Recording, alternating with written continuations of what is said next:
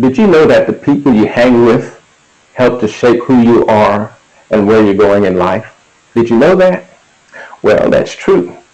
Surrounding yourself with people who see your value is one of the most important and transformative decisions you can make.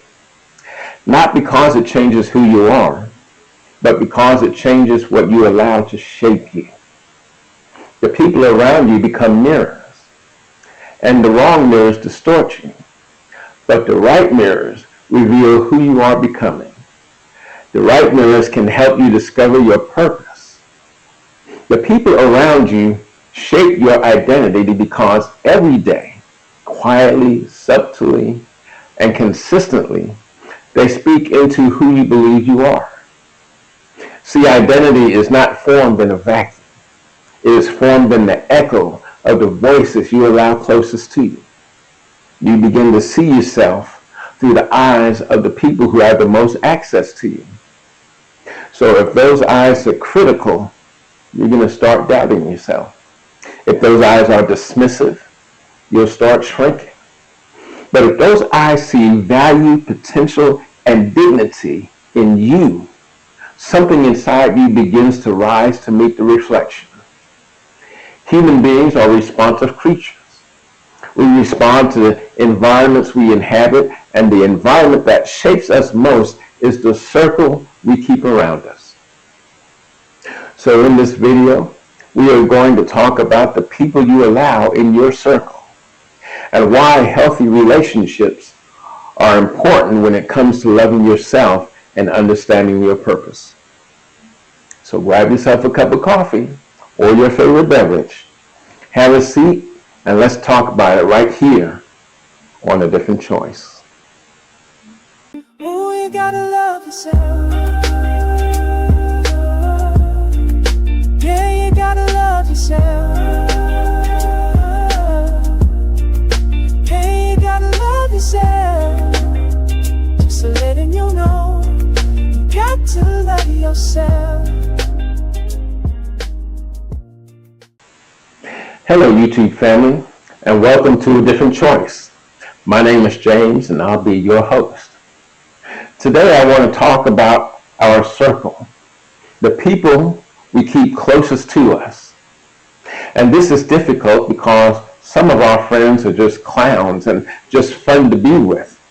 And don't get me wrong, you can have a few circles. You can have your business circles, your homeboy, homegirl circles, you know, those friends that you just clown around with, and of course your family circles. But all of these circles, if they are negative, can truly mess you up and set you back. See, when you spend enough time with people who doubt themselves, you start doubting. When you spend enough time with people who complain, then you will start complaining. If you spend enough time with people who will settle for where they are, then you'll be settling also. But in contrast to that, when you spend time with people who believe in growth, who take responsibility, people who see your value, you will start growing, taking responsibility, and seeing your own value also. Their belief becomes a mirror, and over time you begin to reflect what they see. That's why your circle is not just social, it's spiritual, it's emotional, and it's developmental. It is shaping your identity whether you realize it or not. And the truth is, identity is fragile in the wrong hands. You can be gifted and still feel small if you're surrounded by people who treat you like you're small. This is why choosing your circle is not an act of arrogance or egotism. It is an act of caring. And you are responsible for the environment that shapes your soul. And when you intentionally surround yourself with people who see your value, you are choosing to protect the most important part of your life, the person that you are becoming. So what does it look like when people truly see your value? Well, let me tell you, people who see your value don't flatter you, They recognize you. And that's important to remember. They respond to the real you. They tend to do three things consistently, and you should look out for these three things. First, they call out your strengths. They don't reduce you to just your usefulness. In other words, you're not just a gopher. They see your character, your growth, your effort, and your heart.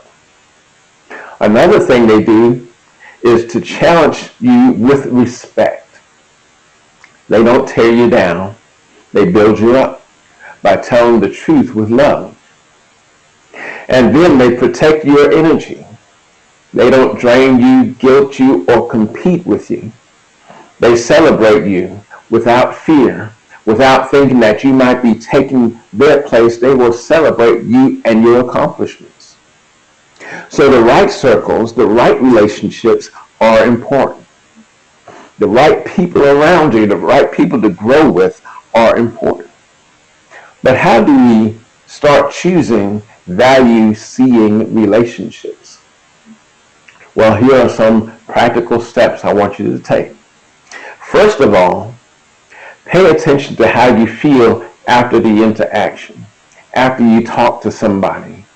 Do you feel encouraged and seen, or do you feel drained and tired? Also, notice who listens when you speak and how they listen. That's important. See, people who see your value will lean in when you talk, and they won't compete with your story. But the people who don't see your value will interrupt you, they'll minimize your experience, and they'll only listen for what they can use against you. Another step is to watch who celebrates you without hesitation. I mean, you got the promotion, you got the raise, and they're happy for you. People will celebrate your wins and celebrate your successes. They won't downplay your progress. Those are the people that you need to lean toward. People who make room for your growth. Growth is where relationships either deepen or dissolve. Let me explain that. Here you are, you got your education, you moved out of the old neighborhood, got a nice job, doing some good things in your life, and here's some of the homegirls, some of the homeboys say, wait a minute, you trying to act all smart and stuff. And then they say, you forget, I remember when you were, or I remember when we used to go ahead and chase, or we used to drink or get high, or anything like that. See, that's someone trying to pull you back. And I know that's your homeboy, your homegirl, your BFF, or whatever you want to call them, but if you want to progress, you're going to have to tell them to either get on board or leave them there at the station. What I'm saying is that you need to invest more deeply where your value is mirrored. Once you identify who sees your value and celebrates your progress, you begin to shift your investment. You will spend more time with people who strengthen you and less time with people who drain you. You will have more relationships with people who celebrate your wins and celebrate your promotions, celebrate your advances, and less emotional labor with people who minimize you. This will help you to grow and be free enough to be yourself. Remember this. Everybody makes mistakes. Over their lifetime, everybody can make a mistake. Big mistake, small mistake. A mistake is a mistake. But we don't have to move back to those mistakes. And we don't have to live in them. And some of the circles that you may be in have people trying to keep you there because that's where they are. Instead of living in that mistake, we need to learn from them and grow. And we can grow into the person that God wants us to be once we learn from those mistakes. Now, I'm not telling you to get rid of your friends, but sometimes friends, without really saying it, give us ultimatums. when they refuse to grow with us. And it's up to you to choose to move forward. It's up to you to choose to continue on a good path or to have somebody try to bring you back.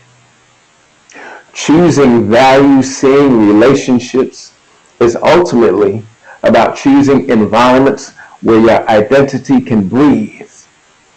See, when you surround yourself with people who see your value, you stop fighting to be understood and start growing into who you were always meant to be.